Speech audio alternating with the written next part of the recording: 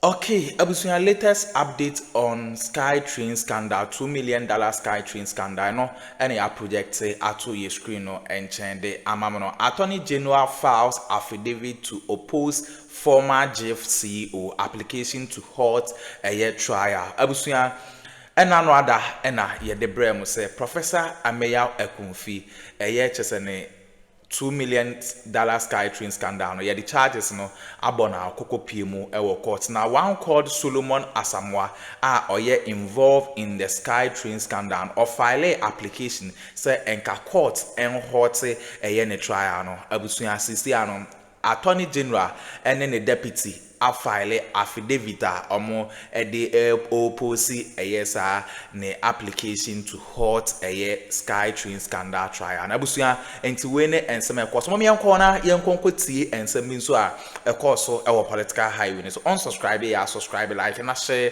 ma afofron so ensa into me enka bia ha Ghana Politics Avenue. So and don't forget to click on the notification bell so never any updates be able drop piano once able to me akabi madam ase. Let's talk briefly about the SkyTrain matter as well. We know there's an update in relation to that. Talk to us about that update.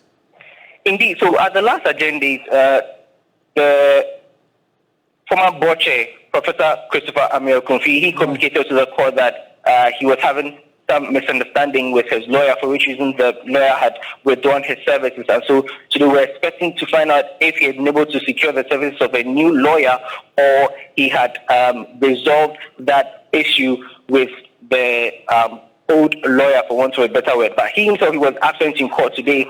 The first accused person, Solomon Asamoah, he was present with his counsel, Victoria Bass, and then the prosecution was represented by the state attorney, Now, they indicated that they had filed an affidavit in opposition to that application to stay proceedings by the defense counsel. Now, Marina, they had filed an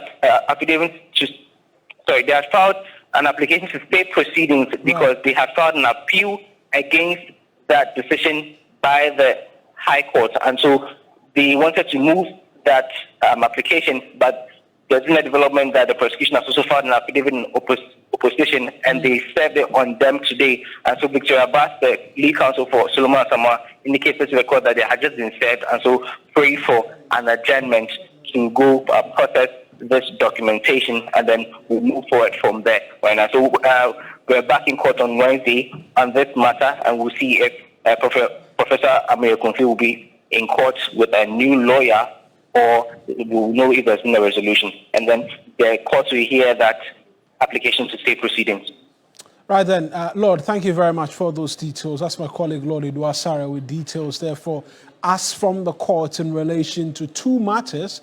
The first is the OSP amending charges, and so from what Lord tells us, he withdrew he's expected to withdraw the first one and then put in the new or the fresh charges, 54 in total, up from 25, and as well, Professor Ameya-Akunfi also expected in court. We'll switch from this and bring you politics because there's quite a lot developing on that front as well. Now, the Office of the Special Prosecutor has filed fresh charges against former CEO of the National Petroleum Authority, Mustafa Abdul Hamid, and 9 others. The charges amended brings to a total of 54 counts from the previous 25. Mustafa Hamid and the 9 others are facing multiple charges, including extortion, abuse of public office, and money laundering, totaling in excess of 291 million cedis in the Ghanaian cedi, and then $332,000 US. According to the Office of the Special Prosecutor, the accused persons allegedly extorted hundreds of millions of cedis and foreign currency from bulk oil transporters and oil marketing companies under the guise of official duties. In court today, however, the accused persons were informed about an adjournment due to the unavailability of the judge. Let's connect with Lord Idwasare, is my colleague in court for us this afternoon, because quite a number of issues. We also know that there's a development on the SkyTrain. But Lord, let's start from these amended charges as we've seen the Office of the Special Prosecutor file. Talk to us about it and what it means for the case. Right, Marina, and so essentially, like he indicated, the Office of the Special Prosecutor, they noted that due to the acquisition of new evidence or the discovery of new evidence, they have had reason to, as it were, amend the new charges. And so in court today, we're expecting them to withdraw the old charges that had to do with the 25 counts and then put before the court the fresh charges, in addition to which is the 29, to make it the total of 54. But that could not happen because of the new development. Now, I need to put on record that the case would have been heard at the Criminal Court 3, which is normally presided over by the substantive judge, who is Justice Accuse Yanzu. We are learning that she's been elevated to the Court of Appeal, and this was the reason why she was absent in court today. And so as it stands now, that court, Criminal Court 3, has no judge, and that was the reason why the case could not come off. Now, this new charges proffered against Mustafa Hamid and then the 9 others had to do with multiple counts of money laundering. You outlined some of the reasons, the 2 incidents of the monies, which was, as it were, with the...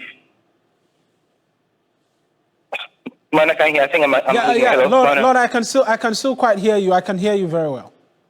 Great. Yeah. So basically, the money has to do with the multiple counts of money laundering, which the special prosecutor indicated that they siphoned from working with the other OMCs, with the guys of working at the National Petroleum Authority, and so that was how come these charges were proffered against them. Now, Mustafa Hamid himself, he was present with his lawyers, and then some of the other accused persons here appeared happy and hale, but the case could not come on. So we are waiting to see how things will pan out, because the case has been adjourned to November 13, where we are expecting them to, where we are asking the special prosecutor to put before the court the new charges after withdrawing the old charges. Right. Let's talk briefly about the SkyTrain matter as well. We know there's an update in relation to that. Talk to us about that update. Indeed. So at the last agenda, the former board chair, Professor Christopher Akuffo, he communicated to the court that he was having some misunderstanding with his lawyer, for which reason the lawyer had withdrawn his services. And so today we're expecting to find out if he had been able to secure the services of a new lawyer, or he had resolved that issue with the old lawyer, for want of a better word. But he himself, he was absent in court today.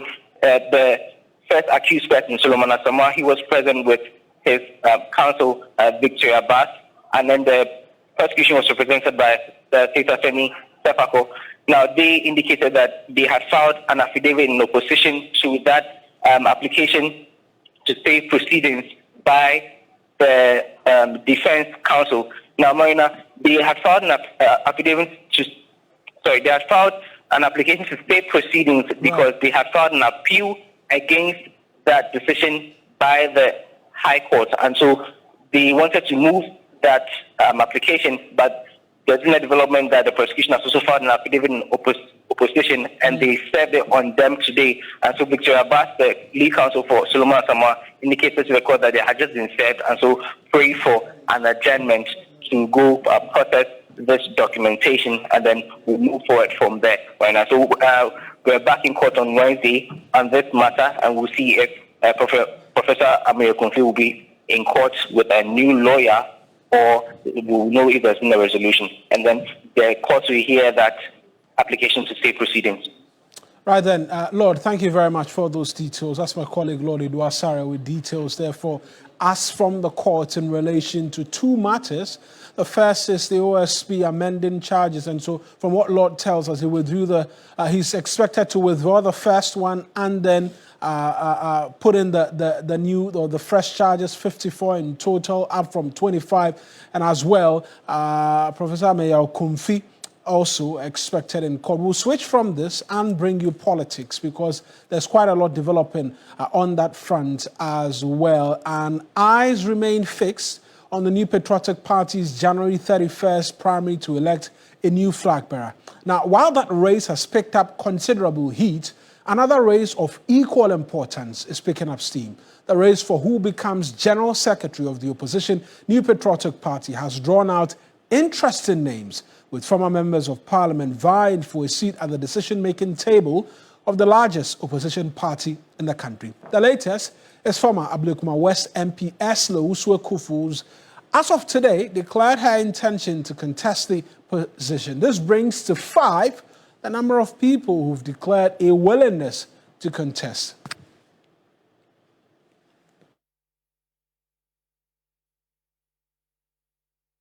We'll walk you through this afternoon details of the individuals who have decided to be a part of this. And I mentioned 5 of them. Let's try and get the details for you. And Akuffo, most notable, since she decided to make her intent known today, is number 1 on our, in terms of the individuals we're taking a look at. And that's her. She's a former member of parliament for Ablekuma West, and also the Minister for Communication and Digitalization under the previous administration. She's made her intent known, and so we know that she will be on that ballot paper. That's if all things remain equal. Then there is, have to have this checked, there is as well the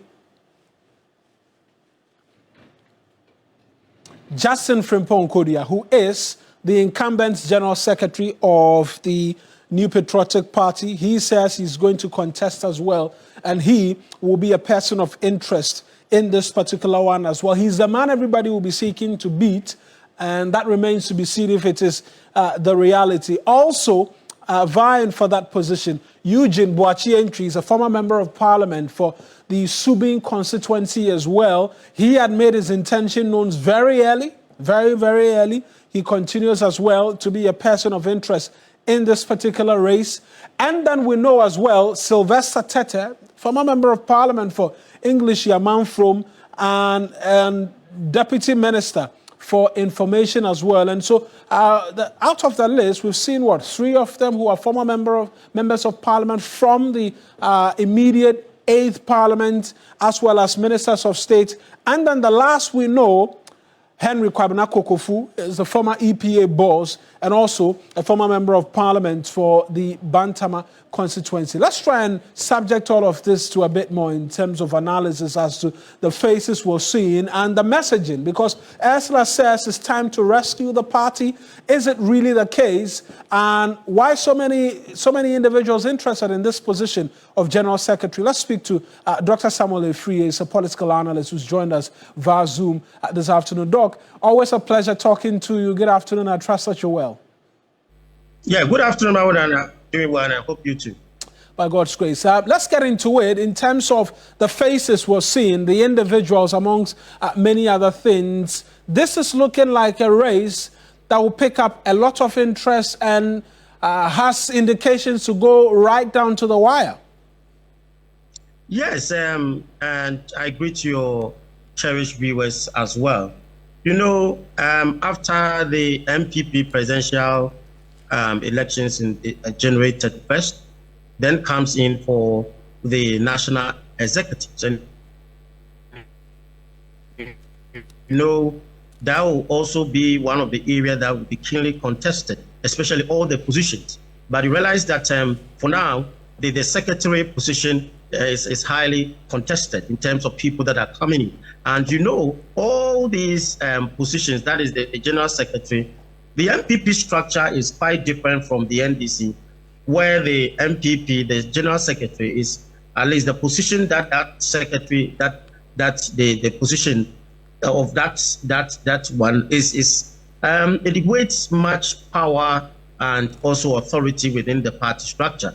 So if you hold that position, that means that actually you hold that the party as well. So when you remember, you realize that the current executives has had some quite challenges in terms of their leadership, where the chairman is at least, to use the word, incapacitated for him not to perform. And at the same time, you have the secretary and other executives as well. But their performance currently, you realize that the national executive is not much up to expectation of the grassroots level. So now members of the party are yearning for people who can give them hope, who can put the party onto a system where a winning machine system for election 2028. So they want people who are capable, people who are skillful, people who have the experience. So it will not be for first-timers that will come in to try. That is what the guys might be expecting. They want people who are well positioned within the party to carry on the party.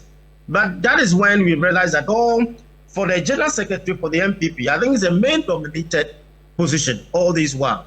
So for Esla coming in will be challenging enough, but you know that for her, she has built herself strategically within the party, that currently you realize that she is one of them that when it comes to the party structure, most of the top experience, being a minister for all this while, I think for 8 years, and also a gender activist, you talk about MP. So when you compare with the male contestant, I think that she can also fit in and fight for her position as well. But right, let's zero in on Ursula as to what she brings into the position, and these are all hypotheticals. In fact, you've spoken to her acumen, the level she's risen to in terms of political office. But what will she be bringing to the position like the general secretary of the New Patriotic Party? Were she to go on and win it, the sort of individual she is, what she will bring, the dynamism and what have you that she will bring to that position for the New Patriotic Party? Yes, Mauna, you can see that she brings in a lot of experience. Also comes along with the grassroots. You see, she is known within the party for all this while, especially when it comes to activists, in terms of he's one of those women that can fight. When I talk about fight, can express a view, can be confrontational. That is the kind of Esla that we all know when we talk about gender activists, when we talk about his poster. So for now, the MPP or the grassroots want someone who can manage the party, at the same time can also make the party visible in terms of what the party stands in for. So for me, and I also learned that the women organizer, the other lady from I also want to contest. So when you look at the position of Esla comes along with a lot of male power kind of visibility for her to able to handle that position. Administratively, be a legal person, being a minister, when it comes to administrative, I think that she is more qualified one, but it's a main dominant. The issue is that it's a main dominant position, and she coming in, the question is, can she perform? Can she handle the position? Can the grassroots also trust her for that position? And that is what matters. And I think that for some of us sitting afar and observing afar, I think she qualifies and she can bring a lot to bear for the party. And looking at the situation where now the party, should I use the word imbalance in terms of the president, because the role of the general secretary will be critical after the election, because wherever it goes, it still will bring the party into a level of differences and maybe conflicts where the general secretary need to play a key role in this direction. Just quickly, a male, just quickly on the incumbent himself. What does this say about him, considering that we're seeing 4 people already line up wanting to challenge him for that position? A vote of no confidence in him, or this is a contest everybody can be a part of, and so it's just fair that people challenge him? Just briefly. Well, Mauna, I think I'm one of those that have been asking for the block resignation of the current executive once the party lost in 2024, because for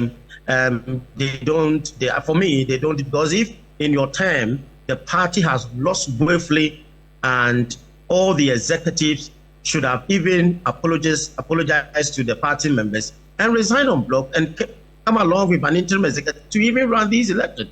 So for me, I don't think that the current executive deserve some kind of re-election. I think they have to bring in more or new faces for the rebrand of the party or to reposition the party. If not, I'm sorry that you might not see how this will, because you know the MPP party is a party of high-level kind of educated and those kind of, you see, and you need to have a cloud within the party leadership so that you can control them. And I know the current secretary has lost it because he doesn't have that cloud to hold those members, as me to use the word, the big men within the party.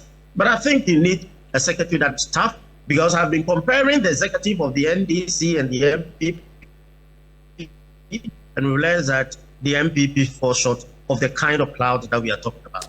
Right then, Doc, appreciate as always you speaking to us. That's Dr. Samuel Afriyie speaking to us. And we're going to stay on matters relating to the NPP because Kennedy Ohene Japan has tightened his grip on the New Patriotic Party's presidential race, polling 44.1% of delegate support in a worst-case scenario and 53.8% in a best-case scenario. That's according to a new survey.